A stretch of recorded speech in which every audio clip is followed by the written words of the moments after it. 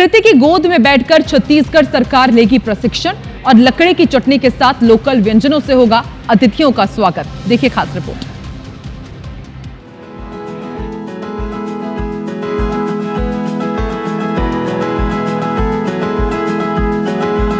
सात, 8 और 9 जुलाई ये वो तारीख है जिस दिन छत्तीसगढ़ सरकार प्रशिक्षण लेगी। छत्तीसगढ़ के शिमला कहे जाने वाले मैनपाट में इसका आयोजन होगा।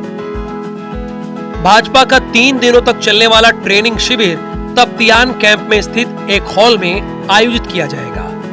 यहां भाजपा के विधायक और सांसद ट्रेनिंग लेंगे। ट्रेनिंग देने वाले और ट्रेनिंग लेने वालों की कुल संख्या 64 की है, जबकि एक दिन में 4 प्रशिक्षक अलग अलग 4 सेशन में विधायकों और सांसदों की क्लास लेंगे। उद्घाटन के अवसर पर राष्ट्रीय अध्यक्ष जगत प्रकाश नड्डा का कार्यक्रम प्रस्तावित है। सरगुजा भाजपा के द्वारा इनके स्वागत के लिए तैयारियां की जा रही है। स्वागत आदिवासी संस्कृति और सरगुजा के पारंपरिक रूप में किया जाएगा। तो वहीं वीवीआईपी नेताओं को लोकल व्यंजन पेज, लकड़े की चटनी, अड़हर की सब्जी, लोकल मशरूम यानी पुट्टू, पुआ रोटी जैसे लोकल डिश की व्यवस्था की जा रही है।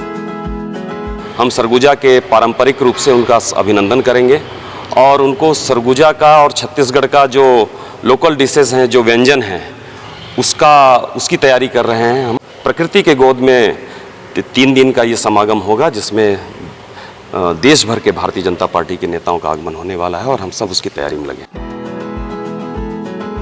सांसद और विधायकों के रुकने की व्यवस्था कर्मा एथनिक रिसोर्ट में है और शैला रिसोर्ट में की जा रही है। तो वहीं सीएम के साथ साथ केंद्रीय नेताओं की ठहरने की व्यवस्था पीडब्ल्यूडी गेस्ट हाउस और फॉरेस्ट गेस्ट हाउस में की गई है।